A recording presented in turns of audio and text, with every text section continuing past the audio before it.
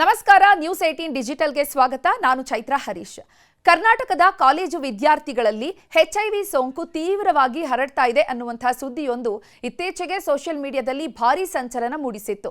ರಾಜ್ಯದ ಬರೋಬ್ಬರಿ 7,000 ವಿದ್ಯಾರ್ಥಿಗಳಿಗೆ HIV ಪಾಸಿಟಿವ್ ಬಂದಿದೆ ಮತ್ತು ಕಾಲೇಜುಗಳಲ್ಲಿ HIV ಟೆಸ್ಟಿಂಗ್ ಕಡ್ಡಾಯ ಮಾಡಲಾಗಿದೆ ಅನ್ನುವಂತಹ ವದಂತಿಗಳು ಪೋಷಕರು ಹಾಗೂ ಸಾರ್ವಜನಿಕರಲ್ಲಿ ತೀವ್ರ ಆತಂಕ ಸೃಷ್ಟಿ ಮಾಡಿತು.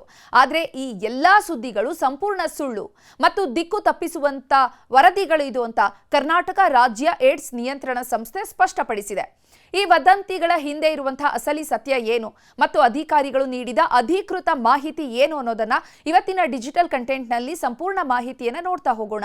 ನೀವಿನ್ನು ನ್ಯೂಸ್ 18 ಸಬ್ಸ್ಕ್ರೈಬ್ ಮಾಡಿಲ್ಲ ಅಂದ್ರೆ ಲೈಕ್ ಮಾಡಿ, ಶೇರ್ ಮಾಡಿ, ಸಬ್ಸ್ಕ್ರೈಬ್ ಮಾಡಿ. ಸೋಷಿಯಲ್ ಮೀಡಿಯಾಗಳಲ್ಲಿ ಹರಿದಾಡ್ತಾ ಇದ್ದ 7,000 ವಿದ್ಯಾರ್ಥಿಗಳಿಗೆ HIV ಅನ್ನುವಂತಹ ಆಘಾತಕಾರಿ ಸುದ್ದಿಯನ್ನ ಕರ್ನಾಟಕ ರಾಜ್ಯ ಏಡ್ಸ್ ನಿಯಂತ್ರಣ ಸಂಸ್ಥೆ ಯೋಜನಾ ನಿರ್ದೇಶಕರಾದ ಪದ್ಮಾ ಬಸವಂತಪ್ಪ ಅವರು ತೀವ್ರವಾಗಿ ಖಂಡಿಸಿದ್ದಾರೆ.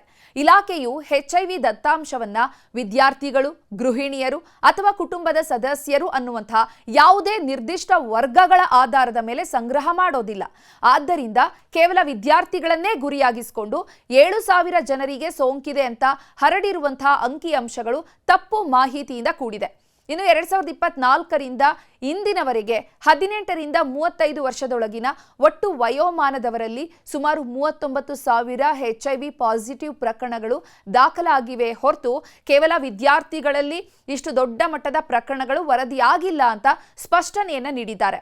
ಇನ್ನು ಇದರ ಜೊತೆಗೆ ಕಾಲೇಜುಗಳಲ್ಲಿ HIV ಪರೀಕ್ಷೆಯನ್ನು ಕಡ್ಡಾಯಗೊಳಿಸಲಾಗಿದೆ ಅನ್ನುವಂತಹ ವದಂತಿಗೂ ಕೂಡ ಬ್ರೇಕ್ ಬಿದ್ದಿದೆ. ಇದರ ಜೊತೆಗೆ ಕಾಲೇಜುಗಳಲ್ಲಿ HIV ಪರೀಕ್ಷೆಯನ್ನ ಕಡ್ಡಾಯಗೊಳಿಸಲಾಗಿದೆ ಅನ್ನುವಂತಹ ವದಂತಿಗೂ ಬ್ರೇಕ್ ಬಿದ್ದಿದೆ. HIV ಮತ್ತು ಏಡ್ಸ್ ಪ್ರತಿಬಂಧಕ ಮತ್ತು ನಿಯಂತ್ರಣ ಕಾಯ್ದೆ 2017ರ ಪ್ರಕಾರ ಯಾರೊಬ್ಬರಿಗೂ ಕೂಡ ಕಡ್ಡಾಯವಾಗಿ HIV ಪರೀಕ್ಷೆ ಮಾಡುವಂತಿಲ್ಲ. ಯಾವುದೇ ವ್ಯಕ್ತಿಗೆ ಪರೀಕ್ಷೆ ನಡೆಸೋದಕ್ಕೆ ಅಥವಾ ಚಿಕಿತ್ಸೆಯನ್ನು ಆರಂಭಿಸಲು ಆಯಾ ವ್ಯಕ್ತಿಯ ಸಂಪೂರ್ಣ ಒಪ್ಪಿಗೆ ಕಡ್ಡಾಯವಾಗಿರುತ್ತೆ. KSAPS ಸಂಸ್ಥೆಯು ಕೇವಲ ಕಾಲೇಜು, ಕೈಗಾರಿಕೆಗಳು ಅಥವಾ ಸಾಫ್ಟ್ವೇರ್ ಕಂಪನಿಗಳು, ಪೊಲೀಸರು ಮತ್ತು ಸಾರಿಗೆ ಇಲಾಖೆಗಳಲ್ಲಿ ಜಾಗೃತಿ ಮೂಡಿಸುವ ಕಾರ್ಯಕ್ರಮಗಳನ್ನು ನಡೆಸ್ತಾ ಇದೆಯೇ ಹೊರತು ಎಲ್ಲೂ ಕೂಡ ಕಡ್ಡಾಯ ತಪಾಸಣೆಯನ್ನು ನಡೆಸ್ತಾ ಇಲ್ಲ. ಸ್ವಯಂ ಪ್ರೇರಿತವಾಗಿ ಬಂದು ಪರೀಕ್ಷೆ ಮಾಡಿಸಿಕೊಳ್ಳೋದಕ್ಕೆ ಜನರನ್ನ ಪ್ರೋತ್ಸಾಹಿಸ್ತಾ ಇದೆ ಅಂತ ಅಧಿಕಾರಿಗಳು ತಿಳಿಸಿದ್ದಾರೆ. ಇನ್ನು ರಾಜ್ಯದಲ್ಲಿ ಸದ್ಯದ HIV ಪರಿಸ್ಥಿತಿ ಬಗ್ಗೆ ಮಾಹಿತಿಯನ್ನು ನೀಡಿರುವಂತಹ ನಿರ್ದೇಶಕರು ಕರ್ನಾಟಕದಲ್ಲಿ ಅಂದಾಜು 56,000 ಜನರಿಗೆ ತಮಗೆ HIV ಸೋಂಕು ಇರುವುದು ಇನ್ನೂ ಕೂಡ ಗೊತ್ತೇ ಇಲ್ಲ. ಕೇವಲ 12% ಜನರು ಮಾತ್ರ ಸ್ವತಃ ಮುಂದೆ ಬಂದು ತಪಾಸಣಾ ಕೇಂದ್ರಗಳಲ್ಲಿ ಪರೀಕ್ಷೆ ಮಾಡಿಸಿಕೊಳ್ತಿದ್ದಾರೆ. ಇದಕ್ಕಾಗಿ ಅಂತಾನೆ ಇಲಾಖೆ ಬ್ರೇಕ್ ಫ್ರೀ ಅನ್ನುವಂತಹ ಮೊಬೈಲ್ ಆಪ್ ಅನ್ನ ಪರಿಚಯ ಮಾಡಿಕೊಟ್ಟಿದೆ. ಇದರಲ್ಲಿ ಯಾವುದೇ ವೈಯಕ್ತಿಕ ವಿವರವನ್ನ ನೀಡದೆ ಕೇವಲ 7 ಪ್ರಶ್ನೆಗಳಿಗೆ ಉತ್ತರಿಸುವ ಮೂಲಕ ತಮ್ಮ ಆರೋಗ್ಯದ ಅಪಾಯದ ಮಟ್ಟವನ್ನ ಗೌಪ್ಯವಾಗಿ ತಿಳಿದುಕೊಳ್ಳಬಹುದಾಗಿದೆ. ಒಂದು ವೇಳೆ ಅಪಾಯವಿದ್ದಲ್ಲಿ ಹತ್ತಿರದ ಸಮಗ್ರ ಆಪ್ತ ಸಮಾಲೋಚನೆ ಮತ್ತು ತಪಾಸಣಾ ಕೇಂದ್ರಕ್ಕೆ ಭೇಟಿ ನೀಡಬಹುದಾಗಿದೆ. ರಾಜ್ಯದಲ್ಲಿ ಸದ್ಯ ಪ್ರತಿ ವರ್ಷ 11,000ರಿಂದ 12,000 ಹೊಸ HIV ಪ್ರಕರಣಗಳು ಪತ್ತೆಯಾಗ್ತಾ ಇದ್ದು, ಇತ್ತೀಚಿನ ದಿನಗಳಲ್ಲಿ ಡೇಟಿಂಗ್ ಆಪ್ಗಳ ಮೂಲಕ ಅಪರಿಚಿತರೊಂದಿಗೆ ಸಂಪರ್ಕ ಹೊಂದುವಂತಹ ಸಾಮಾಜಿಕ ನಡವಳಿಕೆಯಿಂದಾಗಿ ಸೋಂಕಿತರ ಸಂಪರ್ಕವನ್ನು ಪತ್ತೆ ಹಚ್ಚುವಂಥದ್ದು ಇಲಾಖೆಗೆ ದೊಡ್ಡ ತಲೆನೋವಾಗಿದೆ. ಒಟ್ಟಾರೆ ಸಾರ್ವಜನಿಕರಲ್ಲಿ ಹಾಗೂ ಪೋಷಕರಲ್ಲಿ ಅನಾವಶ್ಯಕ ಭಯ ಹುಟ್ಟಿಸುವಂತಹ ಇಂತಹ ಸುಳ್ಳು ಸುದ್ದಿಗಳ ಬಗ್ಗೆ ಎಲ್ಲರೂ ಎಚ್ಚರಿಕೆಯಿಂದ ಇರಬೇಕಾಗಿದೆ. ಸದ್ಯ ರಾಜ್ಯದಲ್ಲಿ 23,000ಕ್ಕೂ ಹೆಚ್ಚು ಜನರು KSAPS ಮೂಲಕ ಉಚಿತ ಚಿಕಿತ್ಸೆಯನ್ನು ಪಡೆಯುತ್ತಿದ್ದಾರೆ. ಅದರಲ್ಲಿ 96% ಸೋಂಕಿತರು ವೈರಲ್ ನಿಯಂತ್ರಣವನ್ನು ಸಾಧಿಸಿದ್ದಾರೆ.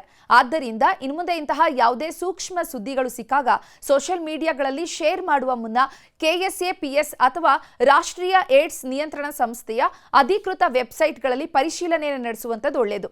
ವದಂತಿಗಳನ್ನ ಮತ್ತು ಸುಳ್ಳು ಮಾಹಿತಿಯನ್ನ ಹರಡುವವರ ವಿರುದ್ಧ ಕಠಿಣ ಕಾನೂನು ಕ್ರಮವನ್ನು ತೆಗೆದುಕೊಳ್ಳಲಾಗುವುದು ಅಂತ ಇಲಾಖೆ ಎಚ್ಚರಿಕೆಯನ್ನ ನೀಡಿದೆ.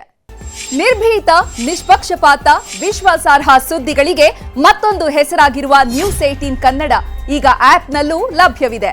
ದಯವಿಟ್ಟು ಇಲ್ಲಿರುವ QR ಕೋಡ್ ಅನ್ನು ಸ್ಕ್ಯಾನ್ ಮಾಡಿಕೊಂಡು ಆಪ್ ಡೌನ್ಲೋಡ್ ಮಾಡೋದಕ್ಕೆ ಮರಿಬೇಡಿ.